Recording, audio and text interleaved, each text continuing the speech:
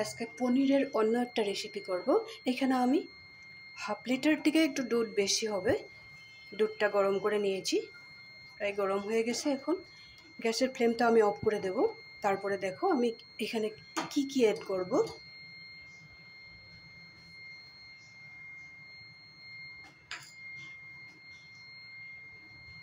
দুধটা গরম হয়ে থাকার অবস্থায় আমি এখানে গ্রেট করে রাখা গাজর, একটু কাঁচা লঙ্কা, এটা এখানে আমি ঢেলে দেব।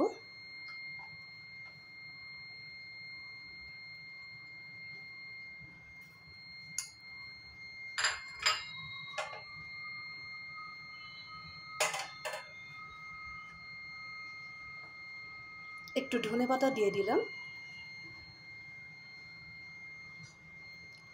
এখন ভালো করে নাড়িয়ে দেব।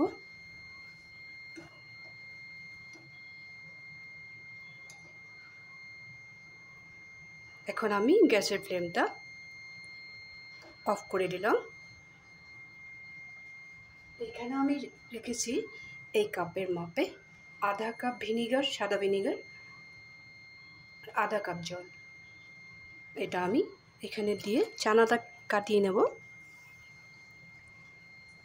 তার আগে আমি গরম দুধের মধ্যে কি কি দিয়েছি মনে আছে তো?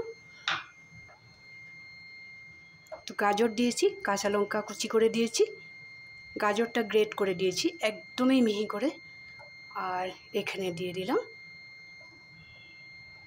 ছানাটা কাটাবার জন্য একটু ভিনিগার আর সমপরিমাণে একটু জল।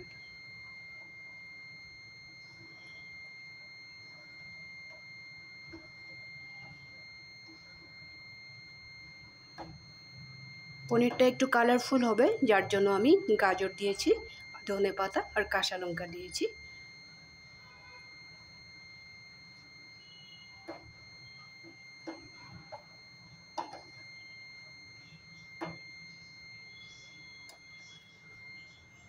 এখন আমি একটা স্ট্রেনারে পাতলা কাপড় দিয়ে ঢেলে নেব। এরকম একটা স্ট্রেনার নিয়ে নিয়েছি এই ধরনের। এখানে একটা পাতলা কাপড় দিয়ে দিয়েছি, এখানে আমি ঢেলে নেব।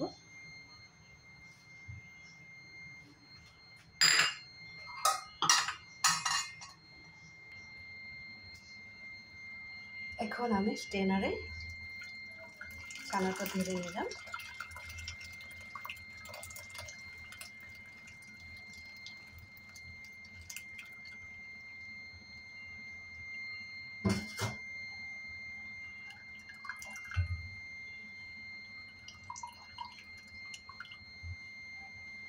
এই সময়টাতে আমি ভিনিগার দিয়েছিলাম তো।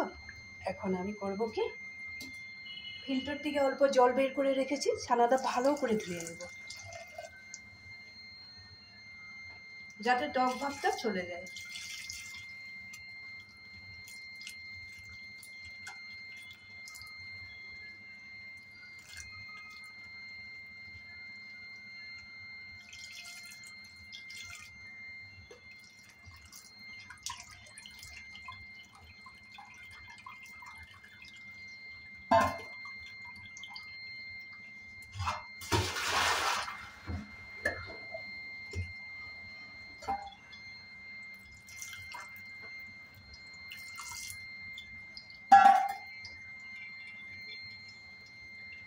ভালো করে ধুয়ে নিয়েছি। এখন আমি ভালো করে চিপে নেব।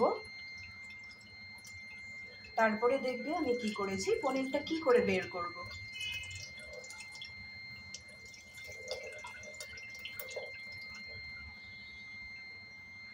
এইভাবে জলটা ভালো করে চিপে নেবে, এই ধরনের হবে।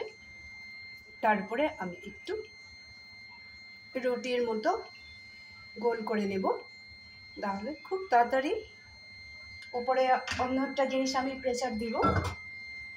এই জাগটার মধ্যে এক জাগ জল রেখেছি। এখন আমি কি করব, এটা এখানে রেখে দেব।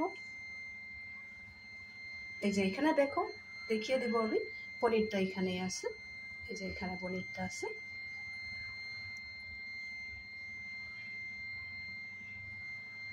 এটা ঢেকে দিলাম।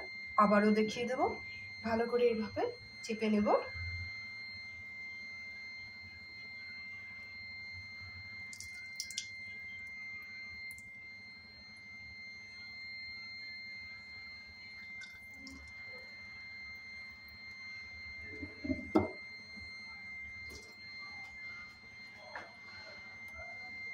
এখন আমি এটা এখানে এইভাবে রেখে দেব। এটার উপরে আমি জাগটা বসিয়ে দেবো। 5 মিনিট এইভাবে প্রেসার দিয়ে রাখবো। জাগটার মধ্যে আমি ভর্তি করে জল দিয়ে দিয়েছি। এইভাবে প্রেসার দিয়ে রেখে দেব।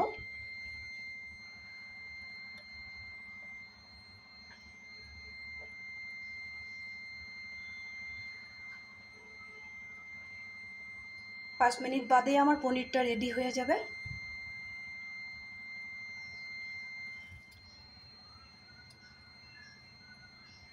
এইভাবে রেখে দিয়েছি। জাগটা উপরে এইভাবে প্রেসার দিয়েছি। আবারও দেখিয়ে দিলাম ভালো করে।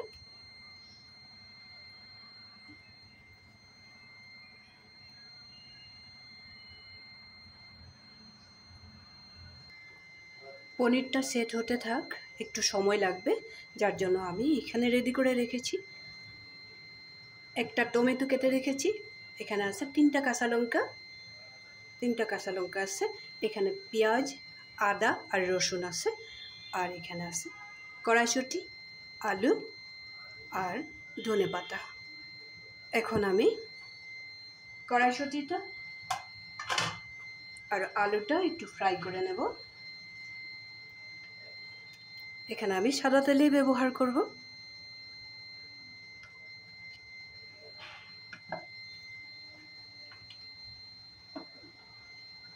আলুটা ফ্রাই করার সময় আমি আলু আর মটরশুঁটিই বললাম বা কড়াইশুঁটিই বলো, যেটাই বলো, এখানে আমি একটু মেথি সম্বার দিয়ে দিলাম।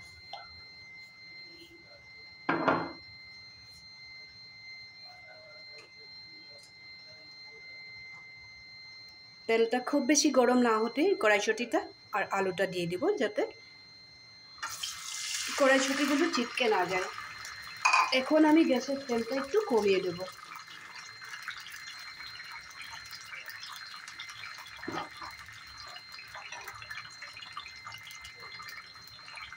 এখানে দিয়ে দেব হলদি পাউডার।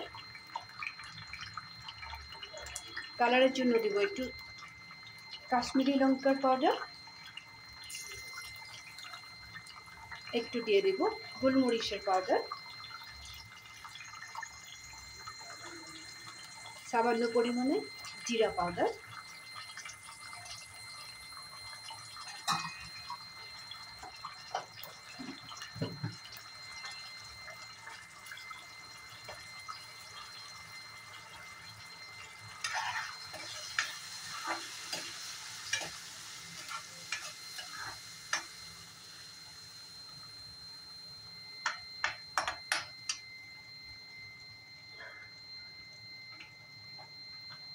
এখন আমি মিক্সিতে একটা পেস্ট বানিয়ে নেব।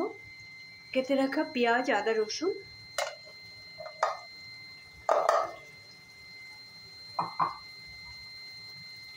এখানে দিয়ে দেব কাঁচা লঙ্কা, টমেটো, সবগুলো একসাথে আমি একটা মিহি পেস্ট করে নেব।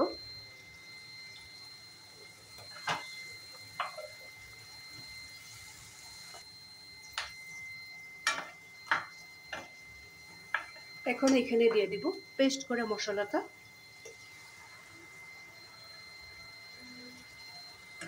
গ্যাসের ফ্লেমটা এখন একটু বাড়িয়ে দিলাম। কাঁচা মশলাটা থাকবে তো মটরটা ছিটকাবে না।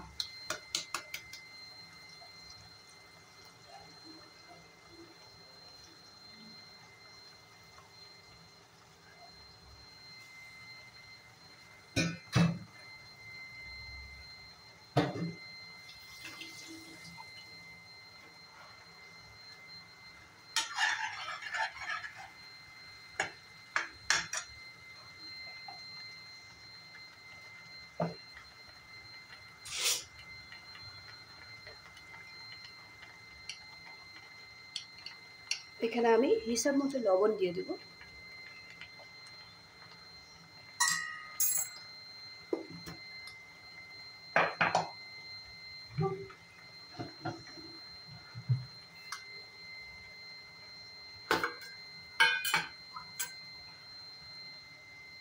এই সময়টাতে একটু চিনিও দিয়ে দিব।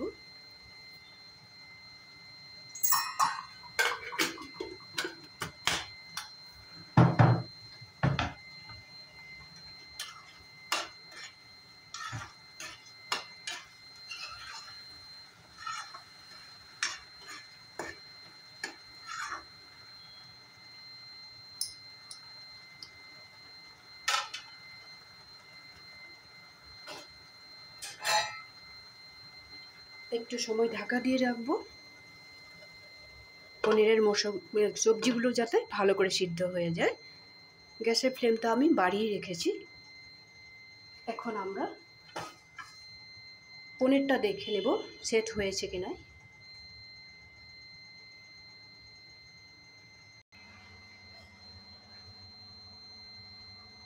জলের জারটা উঠিয়ে দিলাম। এখন আমি একটা সাদা ডিশে পনিরটা বের করে নেব। পনিরটা খুব সুন্দর করে সেট হয়ে গেছে। এইভাবে পনিরটা বের করে নেব।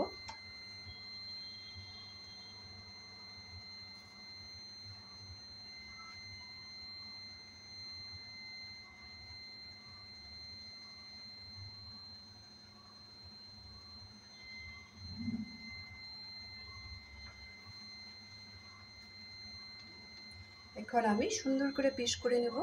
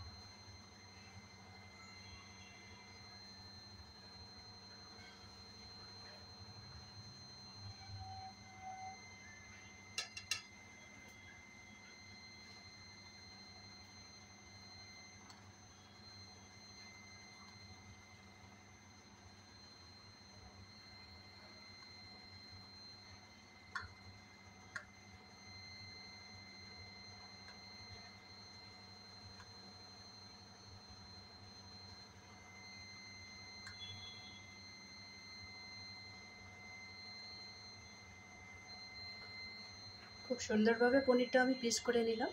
দেখতে খুব সুন্দর লেগেছে। গাজর, ধনেপাতা আর কাঁচা লঙ্কা যখন আমি গরম দুধে দিয়ে দিয়েছিলাম তখন এই জিনিসটা খুব সুন্দরভাবে সেট হয়ে গেছে। এখন আমি আবার পনির, আলু, মটরটা দেখে নেব। পনিরের যে কাঁচা সবজিগুলো ফ্রাই করেছিলাম ওটা দেখে নেব। তারপরে আমি পনিরটা ওখানে অ্যাড করব।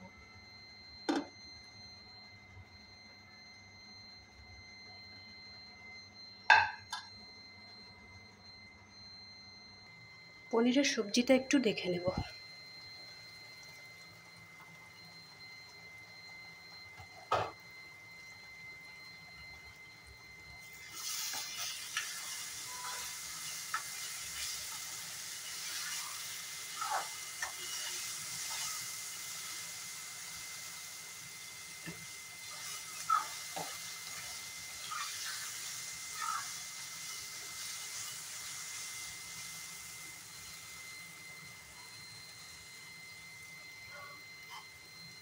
এই সময়টাতে আমি সবজিটা খুব ভালো করে ফ্রাই করা হয়ে গেছে। এখন এখানে দিয়ে দিলাম অল্প ফুটিয়ে রাখা জল।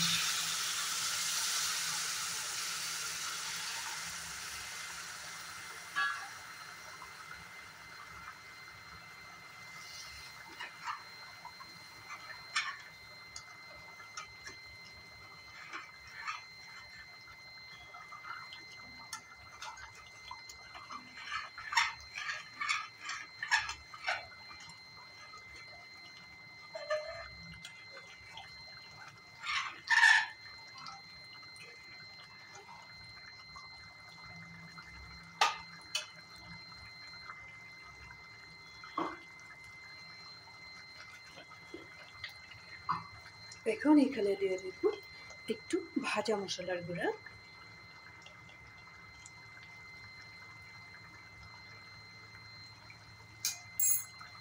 একেবারে কম পরিমাণে দিবে, কিন্তু ভাজা মশলাটা যদি বাড়িতে করে থাকা থাকে তাহলে খুব বেশি দিবে না।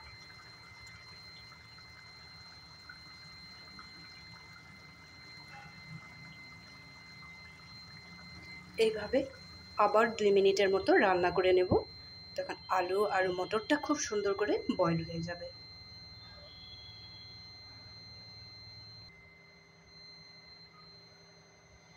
ঢাকনাটা তুলে আবার দেখে নেব।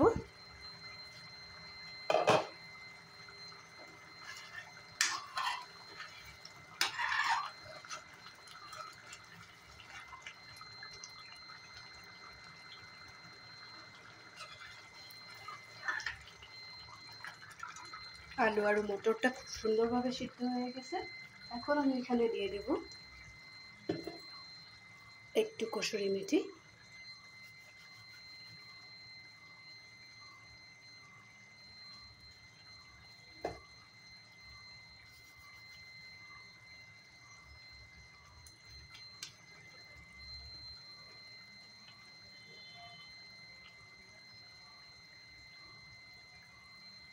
এখানে একটু ধনেপাতাও দিয়ে দেব, পরে আবার দিব।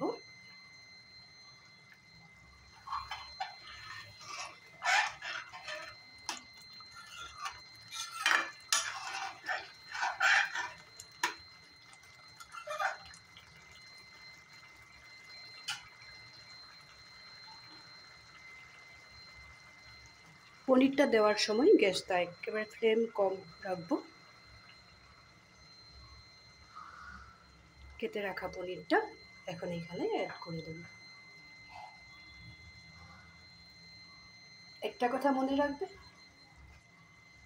দুধটা যখন গরম হয়ে থাকবে, এই যে গাজরটা যে আমি গ্রেট করে দিয়েছি, একেবারে মিহি করে গ্রেট করবে। আর খুব বেশি গাজর দিবে না, আর খুব বেশি ধনেপাতাও দেবে না। ধনেপাতাটাও একদমই মিহি করে কাটবে।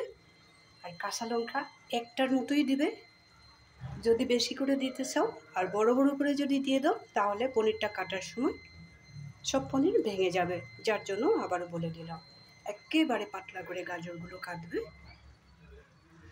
কাটবে না, গ্রেট করে দিবে।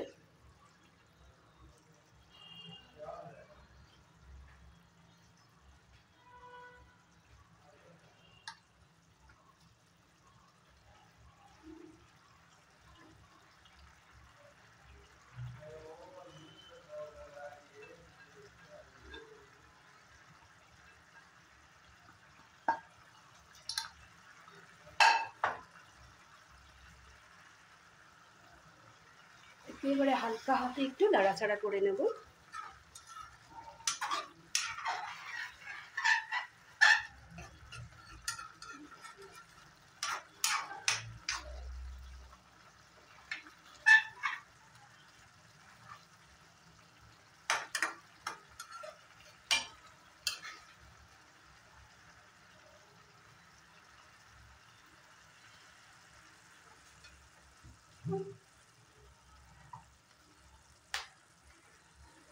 এখন উপরে আমি সামান্য পরিমাণে ঘি ছড়িয়ে দেব।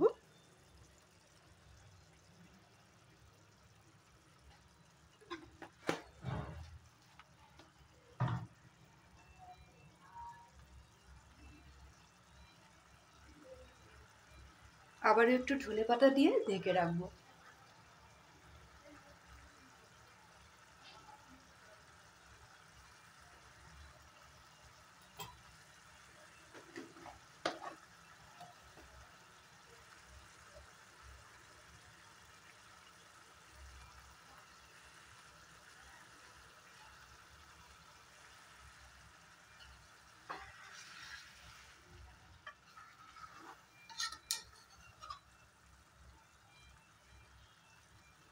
এই সময়টা আমি গ্যাসের ফ্লেমটা অফ করে দিলাম।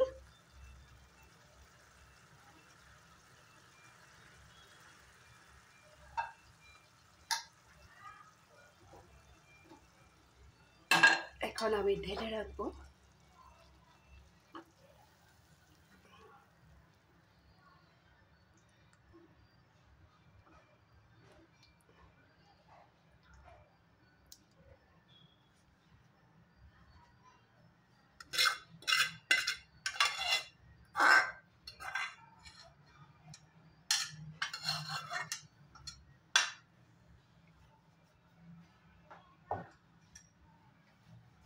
আজকের এই পনিরের রেসিপিটা তোমাদের কেমন লাগলো? তোমরা ওইভাবে বাড়িতে বানাবে।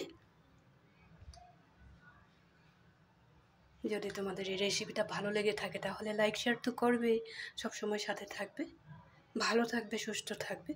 কিন্তু বাড়িতে একবার বানিয়ে খাবে, যদি ভালো লাগে তাহলে কমেন্ট করবে। তাহলে আজকে রাখি। গরম দুধে যখন গাজর একটু দেবে, একটু পনির দিবে। গাজরটা একেবারেই পাতলা গ্রেট করবে, আর ধনেপাতাটা একেবারেই পাতলা করে কাটবে, খুব বেশি দিবে না। কিন্তু আমি অল্প বানিয়েছিলাম বলে অল্প অল্প করে দিয়েছি। একটা গাজরও আমি ব্যবহার করি নাই, কাঁচা লঙ্কা একটা দিয়েছিলাম, আর একটুখানি ধনেপাতা দিয়েছি। কেন একদম মিহি করে কাটতে লাগে? কারণ একটাই, যখন পনিরটা সেট হয়ে যাবে, এমনিই যখন আমরা প্লেন পনির যখন বানাই তখন এত প্রবলেম থাকে না। যখন এই ধরনের পনিরটা বানাই, কালারিং পনিরটা যখন আমরা বানাই, তো মাঝখানে যদি ধনে পাতার থাড়িগুলো থাকে বা একটু কাঁচা লঙ্কাটা যদি একটু বড় সাইজ হয়ে যায়, নাহলে যদি গাজরের যদি টুকরাগুলো একটু বড় বড় সাইজ হয়, তাহলে পিস করতে খুবই অসুবিধা হয়, পিসগুলো দেখতে ভালো লাগে না, ভেঙে যাওয়ার চান্স থাকে। যার জন্য আবারও বলে দিলাম। তাহলে আজকের জন্য রাখি।